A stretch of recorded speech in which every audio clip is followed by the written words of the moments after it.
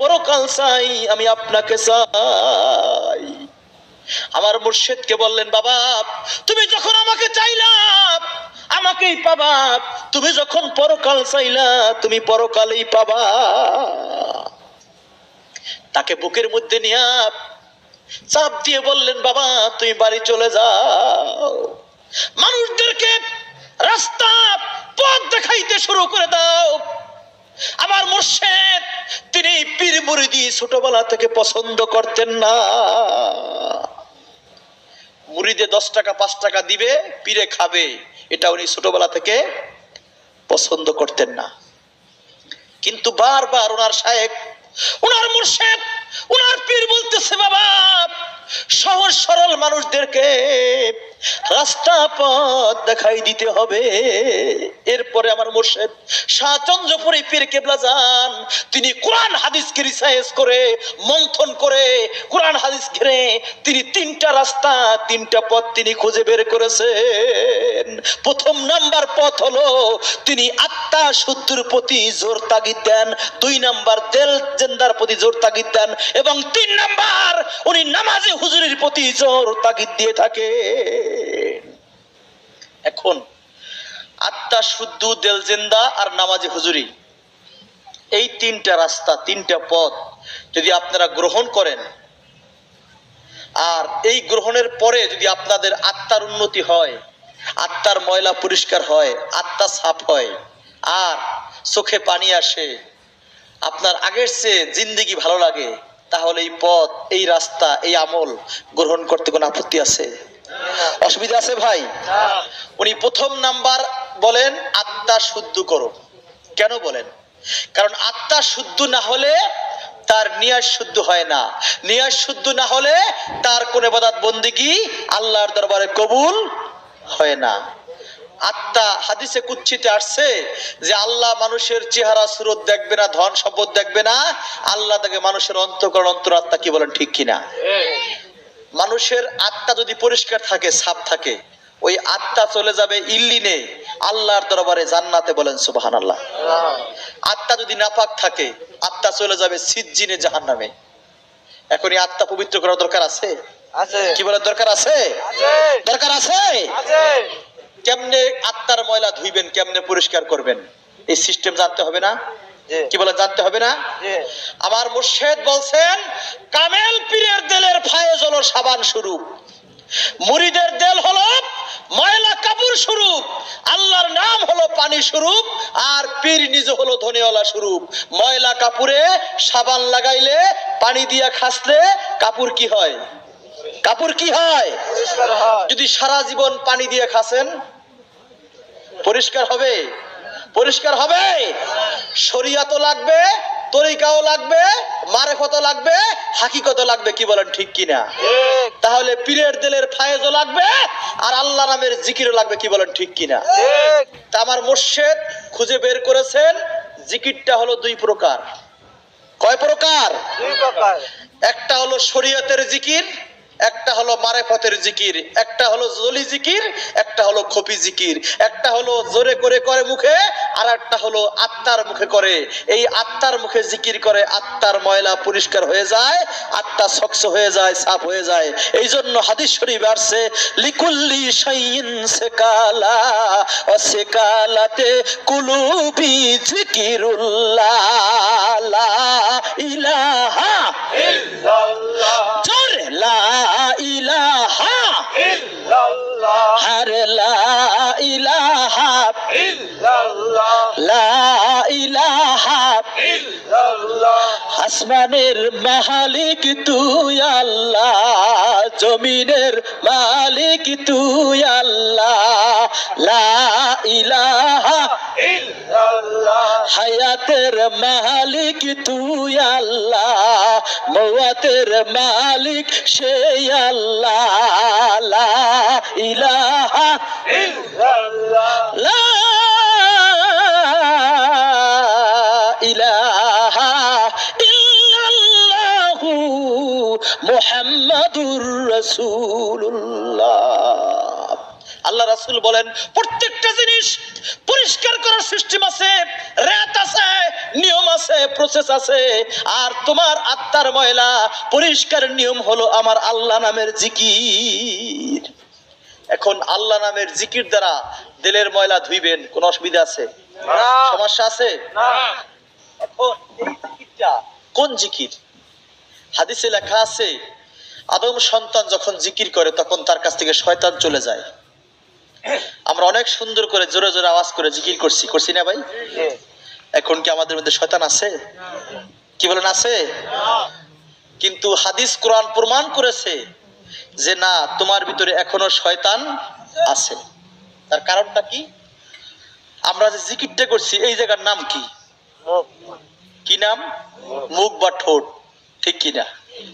আর শয়তান বসা কোথায় বলেন তো? সুদূরের মোকামে। শয়তান বসা ভিতরে, জিকির করছেন মুখে। পাখি রইছে গাছের মাথায়, গুলি করছেন গোড়ায়, পাখি মরবে? কি মরবে?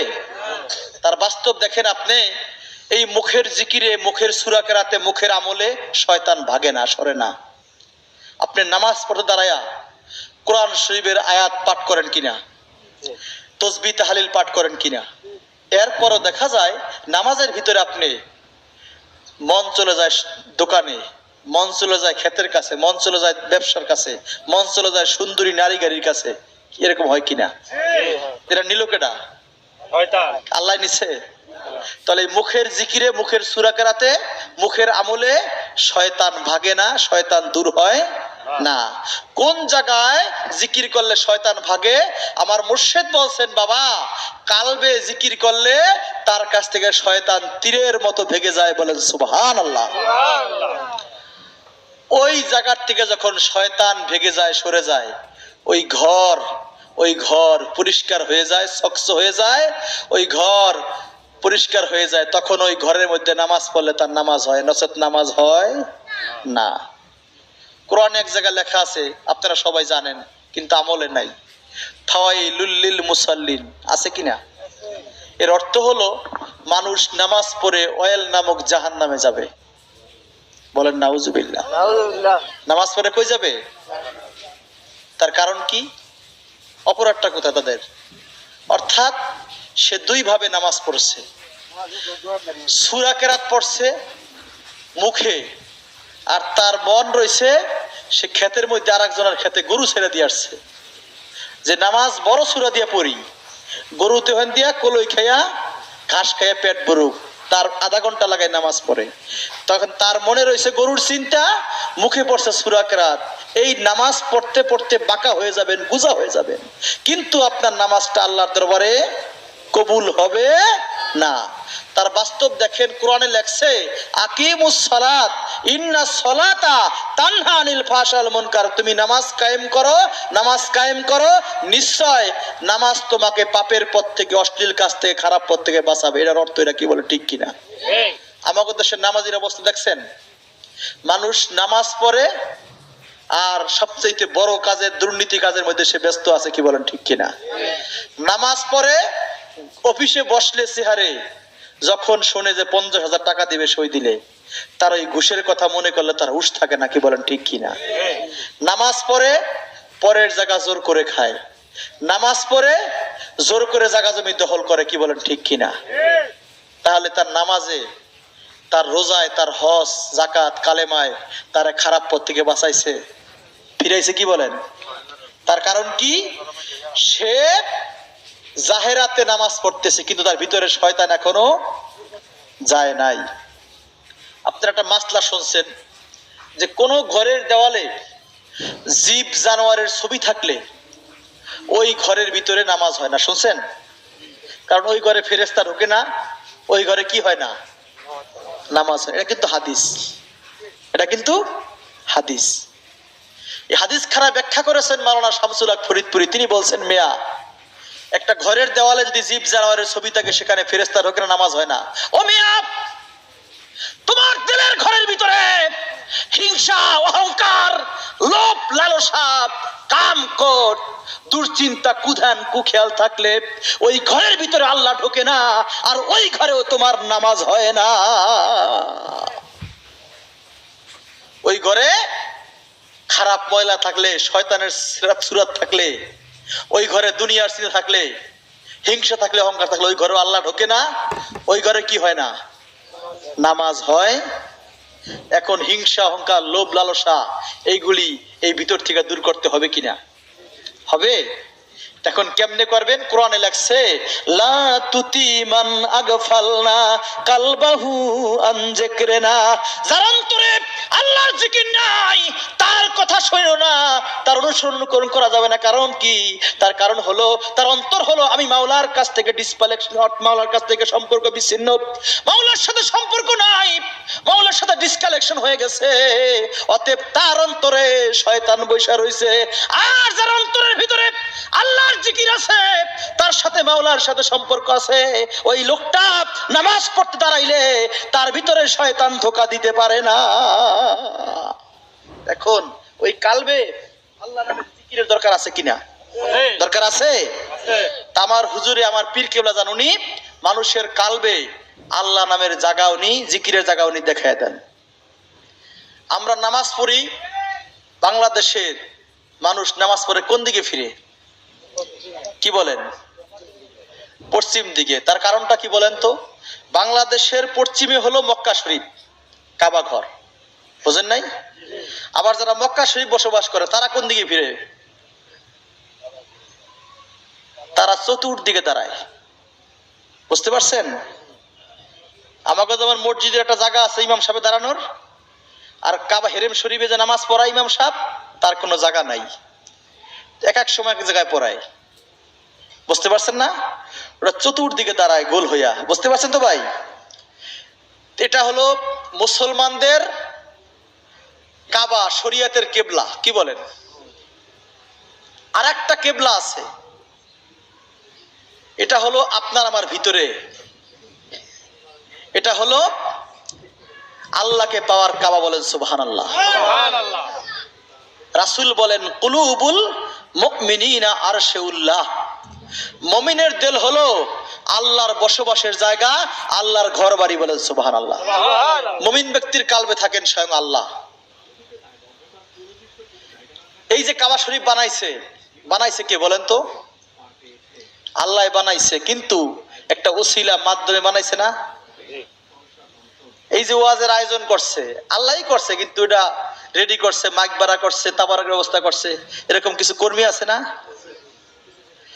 ওই কাবা শরীফটা বানাইছে ইব্রাহিম আলাইহিস সালাম ইট পাথর বালি সুরকি দিয়া। কি বলেন? আর আপনার আমার ভিতরে একটা কাবা আছে, এই কাবাটা বানাইছেন স্বয়ং আল্লাহ নিজে হাতে। সুবহানাল্লাহ। আপনারা শোনেন নাই গানের মধ্যে কয় বয়াতিরা নিজের হাতে নিজ কুদরতে বানায় আছেন কাবা ঘর, কাবাতে থাকেন পরোয়ার। পরোয়ার কেডা? আল্লাহ। কথা কন না, ঠান্ডা হয়ে গেছেন আপনারা? নিজের হাতে নিজ কুদরতে বানায় আছেন কাবা ঘর, কাবাতে থাকেন পরোয়ার। এই সাতবক আসমান জমিনের মধ্যে আল্লাহ কোথায় বসে না, কোথায় আল্লাহর বসার জায়গা হয় না। আল্লাহ পছন্দ করছে একটা জায়গা, কোনটা? মানুষের কালবের মধ্যে। বলেন সুবহানাল্লাহ। এই কাবার খবর নিলেন না তো একদিনও, খালি পশ্চিম দিক কাবার খবর নিলেন। কি বলেন? ঠিক কিনা? এই দিকে বডি ফিরাইতে হবে, আপনার মন রাখতে হবে ওই কাবার দিকে, ওই কাবার দিকে থাকে আল্লাহ, ওই ঘরের দিকে খেয়াল করবেন, মুখে পড়বেন সূরা কেরাত, আর শরীর ফিরাইবেন পশ্চিম দিকে। এই অবস্থায় নামাজ পড়লে আপনার নামাজের মধ্যে শয়তান ধোঁকা দিতে অসম্ভব পারবে না। কি বলেন? ঠিক কিনা? আর মন যদি দোকানের দিকে দেন তাহলে নামাজ হবে না। দেখুন এই যে কাবা ঘর, এই যে আমাদের ভিতরে কাবা ঘর আছে, এই ঘরটা চেনার দরকার আছে নি? দরকার আছে। আমার পীর কেবলা জান উনি হাদিস কোরআন রিসার্চ করে উনি এই কাবা ঘর খুঁজে বের করেছেন, মানুষের শরীরে কোন জায়গা কাবা ঘর থাকে। উনি আঙ্গুলি দিয়ে এই ঘরটা উনি দেখায় দেন। আপনাদের খেদমতে আমার মুর্শিদ কেবলা জান পাঠাইছেন আপনাদের ওই ঘরটা দেখাই দেওয়ার জন্য। আপনারা ওই ঘর দেখে ওই ঘরে আল্লাহ স্মরণ করে, আল্লাহর জিকির করে, আল্লাহর ধ্যানে আপনি নামাজ পড়বেন, সূরা কেরাত পড়ে নামাজ পড়বেন। দেখবেন যে আপনার 40 বছরের আগের নামাজ আর বর্তমানের নামাজের মধ্যে অনেক পার্থক্য থাকবে। কি বলেন ঠিক কিনা? আগে জীবনে চোখে পানি আসবে না, আসে নাই, এখন পানি আসবে, কারণ আপনি জায়গা চিনছেন। বুঝতে পারছেন না ভাই? এখন এই জায়গাটা চিনতে, এই ঘরটা চিনতে এবং এই কালবে জিকির করতে, আল্লাহর স্মরণ করতে কোনো আপত্তি আছে? সমস্যা আছে? তা আমার মুর্শিদ কিবলা জানুনি এই আঙ্গুলি দিয়ে এই জায়গাটা দেখাই দেন, আপনাদেরকে আমরা দেখাই দিব। আমরা কিন্তু কোনো পীর না, আমার পীর মুর্শিদ কিবলা জান দয়াল শাহচন্দ্রপুরী, উনি আমাদের পীর, কিন্তু উনি আমাদেরকে পাঠাইছেন এখানে আপনাদের খেদমতে, যে আপনি আমার পক্ষ থেকে এই কাজটা করবেন, দেখাই আসবেন। আপনাদেরকে আমরা দেখাই দিয়ে যাব, আপনারা দেখাই নিয়ে আমল করবেন, কাজ করবেন। যদি এই কথা আর কাজে মিল হয় তাহলে চন্দ্র পাড়া যাইতে আপনাদের কোনো আপত্তি আছে? সমস্যা আছে? আর এই জিকিরের সবক নিয়ে এই ঘর সিনের পরে যদি আপনার উন্নতি না হয়, পরিবর্তন না হয়, আমার মুর্শিদ বলেন এই তরিকা ছেড়ে দিয়ে হক তরিকায় চলে যাবেন, তাতে আমাদের কোনোই আপত্তি নাই। এটা আমাদের ব্যবসা না। মিয়া ভাইরা, বর্তমান যুগটা অনেক কঠিন, অনেক ফিতনা ফাসাদ বালা মুসিবতের যুগ, কি বলেন ঠিক কিনা?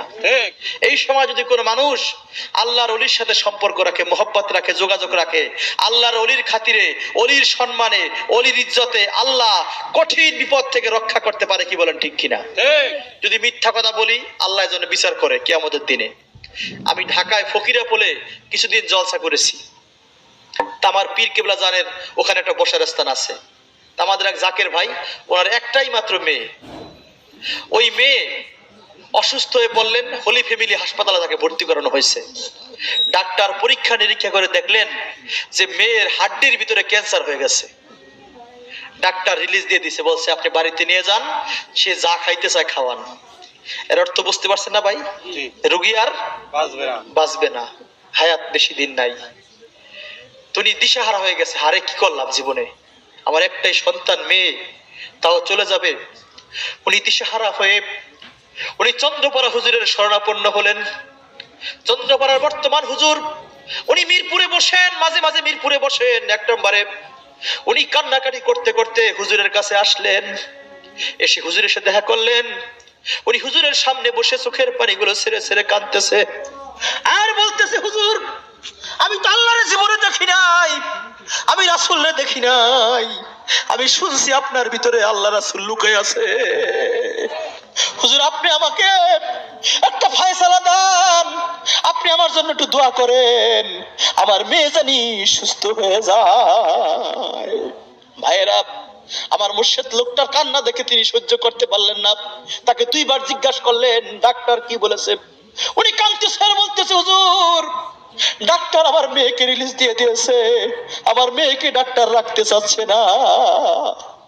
ওই লোকটা হাউমাউ করে কাঁদতেছে, হুজুর আপনি আল্লাহর কাছে বললেন আমার মনে হয় আমার মেয়ে সুস্থ হবে, আপনি আল্লাহকে দেখি নাই, আপনি আল্লাহকে দেখছেন, আপনি আল্লাহর সাথে কথা বলেন, আল্লাহর সাথে সম্পর্ক আছে, আপনি দয়া করে আপনি আল্লাহর কাছে একটু ফরিয়াদ করেন, বলেন আল্লাহ আপনার হাত কোনোদিন খালি হাতে ফিরাই দেবে না। ভাইয়েরা, আমার মুর্শিদ বললেন যান আপনি আল্লাহর প্রতি ভরসা রাখেন, আল্লাহই দয়া করবে। আমার মুর্শিদ ওনাকে বললেন আপনি বাড়ি নিয়ে যান, বাড়িতে নিয়ে অন্য হাসপাতালে তাকে চিকিৎসা করান। ওই ভদ্রলোক আমার মিয়া ভাই, তিনি কি করলেন, স্কয়ার হাসপাতালে নিয়ে তাকে ভর্তি করাইলেন। স্কয়ার হাসপাতালে নিয়ে ভর্তি করানোর পরে ডাক্তার পরীক্ষা নিরীক্ষা দিয়েছে, টেস্ট দিয়েছে, বিভিন্ন ভাবে তাকে চিকিৎসা চলতেছে। এবার ওই ডাক্তার ওই চিকিৎসার ওই রিপোর্টগুলি দেখতেছে, তার ওই রিপোর্টের ভিতরে ওই মেয়ের হাড্ডির ভিতরে কোনো ক্যান্সারের লক্ষ্য দেখা যায় না। এবার হোলি ফ্যামিলির হাসপাতালের ডাক্তার রিপোর্ট আর স্কয়ারের হাসপাতালের ডাক্তার রিপোর্টগুলি তারা দেখতেছে। এবার ডাক্তারকে ফোন দিছে যে আপনি আসেন, আপনি রিপোর্ট নিয়ে আসেন। তারা রিপোর্টে বোর্ডে বসছে, দেখতেছে ওই মেশিনও ঠিক আছে, এই মেশিনও ঠিক আছে। এরকম হওয়ার কারণ কি? ডাক্তাররা বলতেছে না, আমরা বলতেছি না, আমাদের ব্রেনটে ক্যাচ করতেছে না। এই এর কারণ কি? ওই যে আল্লাহর ওলির কাছে বলছে, আল্লাহর ওলি আল্লাহর কাছে ফরিয়াদ করছে, আল্লাহ লোকটা তোমাকে দেখে নাই, আমাকে দেখে আল্লাহ বিশ্বাস করে আমার কাছে এসে কাঁদছে, আল্লাহ তুমি দয়া করে লোকটার হাত তুমি খালি হাতে ফিরিয়ে দিও না। আল্লাহ অলির উসিলায় তার উপরে রহমতের হাত বাড়াই দিছে, এই উসিলায় ওই লোকটার মেয়ের ভিতরে আর কোনো ক্যান্সার থাকে না।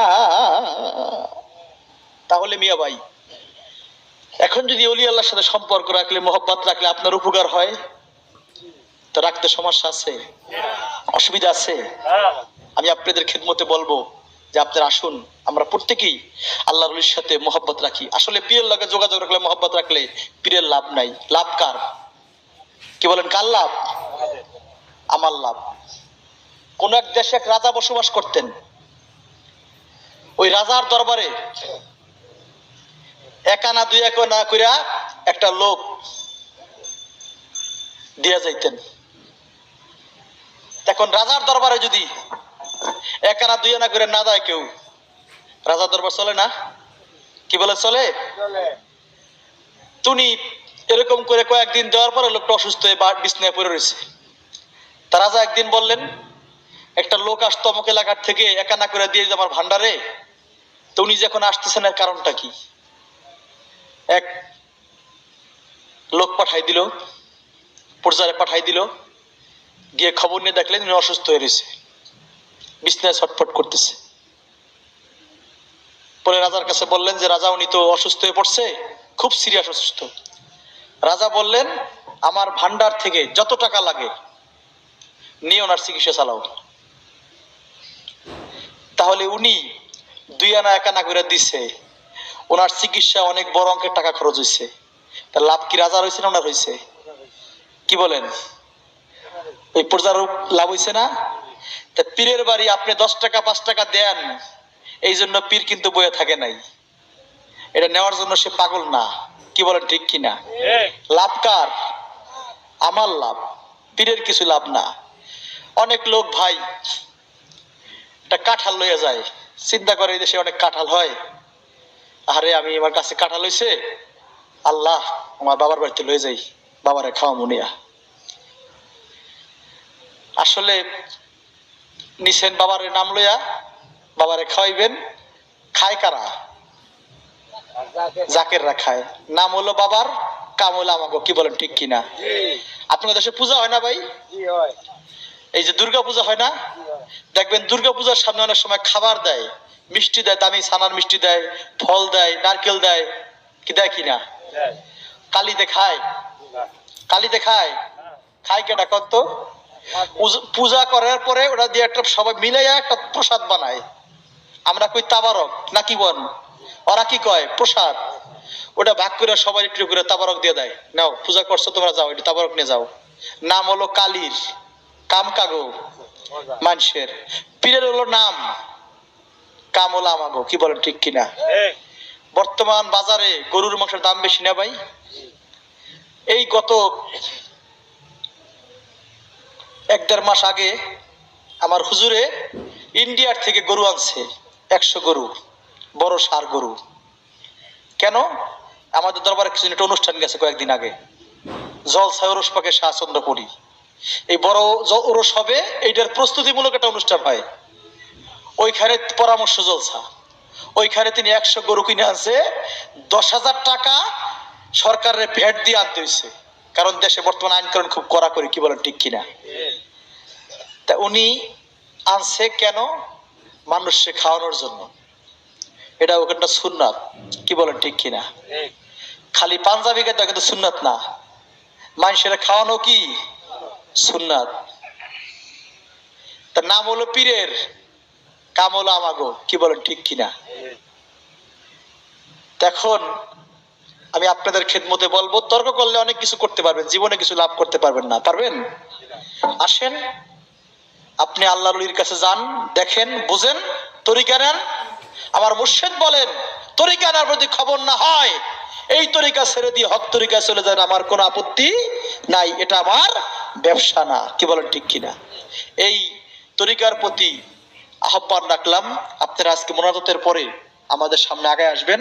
আমার মুর্শিদের পক্ষ থেকে ওই কাল্ট জায়গাটা, আল্লাহ নামের জিকিরের জায়গাটা, ধ্যানের জায়গাটা আমরা দেখাই দিব। এই পথে হাঁটবেন, এই পথে চলবেন, এই পথে আমল করবেন। আল্লাহ দয়া করলে আপনার ভিতরে খবর হবে। আর আপনার পীর যদি কামেল হয়ে থাকে তাহলে আপনার এই গ্রাম, এই বাড়ি এর ভিতরে খবর হবে। আপনি দেখবেন, বুঝবেন, অনুভব করতে পারবেন। কি বলেন, ঠিক কিনা? কারণ আল্লাহ বান্দার বাড়ি চেনে, চেনে কিনা? রাসূল বাড়ি চেনে, চেনে কিনা? যদি বলে যে না, আল্লাহ যদি বলে যে এই চন্দ্রপাড়ার আল্লাহর ওলি আমার বন্ধু, চলো অমুকের বাড়ি যাইতে হবে, তাহলে সেও আপনার বাড়ি চিনতে পারে। কি বলেন, ঠিক কিনা? এরকম অনেক জাকের মেয়েদের বিপদে আপদে পড়লে, মুসিবতে পড়লে, সমস্যায় পড়লে আল্লাহর কাছে কান্দে। আল্লাহ দেখা যায় তার অলির মাধ্যমে একটা ফায়সালা করে দিয়ে যায়। কি বলেন, ঠিক কিনা? আমাদের এক চন্দ্রপাড়ার জাকের, সে তার খামার, মুরগির খামার আছে। প্রত্যেক রাত্রে চুরি হয়, মুরগি চুরি হয়। তিনি হুজুরের কাছে বলে আসছে, হুজুর আমার খামারে মুরগি চুরি হয়, ব্যবসায় লস হইতেছে। তা হুজুরে একটু চুপ থেকে মাথা জাগায় বললেন, যান, আল্লাহ দেখে রাখবে। বুঝতে পারছেন তো ভাই? কে দেখে রাখবে? আল্লাহ দেখে রাখবে। এখন 2 দিন পরে ভাই সোয়া দেখতে আছে যে ওনার খামারের মধ্যে কে যেন রাত্রের বেলা, খামারের মাঝখানে ভাই গলি থাকে না, 2 পাশে থাকে খামার, মাঝখানে চলাচলের জায়গা থাকে। কি বলেন, ঠিক কিনা? দেখ কে যেন রাত্র 2টার সময় হাঁটতেছে ভিতরে। চোরে কয় সর্বনাশ, তো পাহারার লোক রাখছে। কিন্তু ওই লোকটা কিন্তু আসলে পাহারার লোক রাখে নাই। কে পাহারা দিয়েছে? এখন চোরে জিজ্ঞাসা করলো মারিয়ালার কাছে, ভাই আমি রাত্রে গেছিলাম আমার আত্মীয় বাড়িতে অসুস্থ দেখার জন্য, এখানে যাইতেছিলাম, দেখলাম আপনার খামারের মধ্যে কি যেন হাঁটতেছে। ভাই আপনি কি কোনো পাহারার লোক রাখছেন? কয় না তো ভাই। কয় না, আমি দেখছি একটা পাহারার লোক। কয় কেমন দেখছেন বলেন তো একটু। কয় দেখলাম স্বাস্থ্য ভালো, পাঞ্জাবি গায়ে, টুইময় দেওয়া, ভিতর দিয়ে হাঁটতেছে। উনি বাড়িতে গিয়ে হাউমাউ করে কাঁদতেছে আর বলতেছে, আমার পীরের কাছে বলছি, আমার পীরই তো আমার খামার পাহারা দিছে। যাই হোক মিয়া ভাই, আলোচনা করলে সারা রাত্র করা যাবে। এই চন্দ্রপাড়া তরিকা নিয়ে অনেকে প্রমাণ পেয়ে তরিকা নাই। কি বলেন, ঠিক কিনা? আমার বাড়ি হলো বরিশাল। আমাদের এলাকায় একটা থানা আছে, নাম হলো মেহেন্দিগঞ্জ। নাম শুনছেন না? এই মেহেন্দিগঞ্জে আমাদের চন্দ্রপাড়া ভক্ত আছে, নাম হলো নজর আলী। এই নজর আলী চন্দ্রপাড়া তরিকা নেওয়ার পরে বাজারে ঘাটে বিভিন্ন জায়গায় গিয়ে তরিকার কথা বলে, আর এলাকার মানুষ ভাই রাগ হয়ে যায়। বুঝেন নাই ভাই? চন্দ্রপাড়া তরিকার কথা কইলেই মানুষ ভাই আর ভাল লাগে না। কি বলেন, ঠিক কিনা? তো নজর আলী তরিকা নিছে, এই হলো অপরাধ। এরপরে কি করছে ভাই, বাড়িতে একটা খান্না শরীফ করছে, এই হলো আরো অপরাধ। এলাকার মাতবাররা, সর্দাররা এক হইয়া, ইমাম সাহেব মসজিদের হুজুর এক হইয়া বাজারের মধ্যে ঘোষণা দিয়ে দিল, ডিক্লার দিয়ে দিল, এই নজর আলী মারা গেলে এই গ্রামের কোন মানুষ জানাজার নামাজ পড়বে না, জানাজার নামাজে যাবে না, আর কোন আলেম ইমামতি করবে না।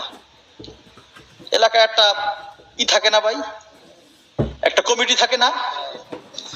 নজর আলী আবার খাড়াই পাশে কয়ে দিল যে আমার পীর শাহ চন্দ্রপুরী যদি সত্য হয়ে থাকে তাহলে তোমাদের জানাজা লাগবে না, আমার পীর আমার জানাজার নামাজে ইমামতি করে। বলেন সুবহানাল্লাহ। এবার খেলা শুরু হয়ে গেল। কি বলেন, ঠিক কিনা? এবার কোন খেলায় কারা জিতবে দেখা যাবে। কি বলেন, ঠিক কিনা? হে কয়ে দিছে কি ইমামতি করবে না, কোন মুসল্লি যাবে না, আর হে বলে দিছে ইমামতি আমার পীরেই করবে, কারণ আমার পীর তো কামেল সত্য পীর। আমি ভুয়া পীরের কাছে, ভণ্ড পীরের কাছে, আমি মরা পীরের কাছে যাই না। কি বলেন, ঠিক কিনা? এই প্রচার করতেছেন, এই ঘোষণা দিয়ে দিচ্ছেন। উনি বাড়িতে একটা ওয়াজ দিচ্ছে, এরকম ঘরোয়া জলসা। বুঝেন নাই ভাই? তো ওখানে আলেম যাবে, আলেমরা হুজুরের সাথে দেখা করতে গেছে। বাবা আমরা তমক দেশে যাব ওয়াজে, দয়া করেন আমাদেরকে দোয়া করে দেন। তা হুজুরে বলল কয়জন যাবেন? বাবা আমরা 3 জন যাব। হুজুরে চোখ বন্ধ করে বললেন আপনারা একজন বেশি যান। বুঝেন নাই ভাই? একজন বেশি যান। তো একজন বেশি গেছে। হুজুর অতটা বোঝে নাই ঘটনাটা কি, একজন বেশি বাড়ায় যান। তো 4 জন গেছে। আমাদের নজর আলী ভাই উনি আয়োজন করছে, সবকিছু ব্যবস্থা করছে, সব অ্যারেঞ্জমেন্ট করছে। উনি দুপুর বেলা ভাতের ব্যবস্থা করছে, মাওলানা ভাইরা খাইতেছে, কেউ বসে আছে, হঠাৎ করে উনি ভিতর থেকে আসলেন। উনি ভিতর থেকে এসে চিৎকার দিয়ে হাউ করে কাঁদতেছে আর বলতেছে, মাওলানা ভাই, আমার হাতে আর সময় নাই, আমার পীরে আমারে বিদায় জানাই দিছে, আমার চলে যাইতে হবে মাওলানা ভাই। এই কথা বলে উনি চিৎকার দিয়ে মাটির মধ্যে পড়ে গেলেন। এলাকায় প্রচার হয়ে গেল, নজর আলী চলে গেছে। এবার সমস্ত লোকগুলি স্তব্ধ হয়ে গেল। তার বাড়িতে আজকে ওয়াজ আর সে মারা গেল, এর কারণটা কি? এক দোকানদার বলল, ও মিয়া তোমরা ভুলে গেছো নি, উনি বাজারে বৈশা বলছে ওনার পীরে ওনার জানাজার নামাজ পড়াবে, ওনার পীরের দরবার থেকে বড় আলেম বড় হুজুরে পাঠাইছে, বড় মাওলানারে পাঠাইছে ওনার জানাজার নামাজ পড়ার জন্য। বলেন সুবহানাল্লাহ। ওই দিন আর ওয়াজ হলো না। ওই দিনকে কি হলো? ওই দিন জানাজার নামাজের অনুষ্ঠান হলো। অনেক লোক বলছে যে না, ওনার কথার সাথে ওনার কাজের সাথে মিল আছে, ওনার পীর সত্য, ওনার পীর কামেল, ওনার পীরের ভিতরে পাওয়ার আছে, নচেত আজকেই দরবারের পীর আলেম এখানে কেন পাঠাবে? কি বলে ঠিক কিনা? তাহলে মিয়া ভাই আপনিও মুরিদ হন, কাজ করেন, আপনিও পাবেন। কি বলেন ঠিক কিনা? এই আহ্বান রেখেই আমার সংক্ষিপ্ত আলোচনা আমি এখানে শেষ করলাম। আমরা এখন সংক্ষেপে মিলাদ খানি করব। যারা বাহিরে আছেন, দোকানপাটে আছেন, মেহেরবানি করে ভিতরে আসেন। আর যারা এখানে বসছেন একটু দয়া করে আগায় বসেন আর দুরূদ পড়েন। আল্লাহুম্মা সাল্লি আলা সাইয়্যিদিনা মুহাম্মাদ, আল্লাহুম্মা সাল্লি আলা সাইয়্যিদিনা মুহাম্মাদ, নাবিয়ানা শাফিয়ানা মাওলানা মুহাম্মাদ, আল্লাহুম্মা সাল্লি আলা সাইয়্যিদিনা মুহাম্মাদ, নাবিয়ানা শাফিয়ানা মাওলানা মুহাম্মাদ, আল্লাহুম্মা সাল্লি আলা সাইয়্যিদিনা মুহাম্মাদ। কামেল ওলির দিলে আল্লাহ আরশে আজিম বানাইয়া, কামেল ওলির দিলে আল্লাহ আরশে আজিম বানাইয়া, বিনা তারে লাল্লা গাইয়া কত খেলান খেলাইলা, আল্লাহুম্মা সাল্লি আলা সাইয়্যিদিনা মুহাম্মাদ, নাবিয়ানা শাফিয়ানা মাওলানা মুহাম্মাদ, সাল্লাল্লাহু আলা মুহাম্মাদ, সাল্লাল্লাহু আলা ওয়াসাল্লাম, সাল্লাল্লাহু মুহাম্মাদ, সাল্লাল্লাহু আলা ওয়াসাল্লাম, ইয়া নবী সালাম আলাইকা, ইয়া রাসূল সালাম আলাইকা, ইয়া হাবিব সালাম আলাইকা, সালাওয়াতুল্লাহ আলাইকা। পাইতে তোমার তো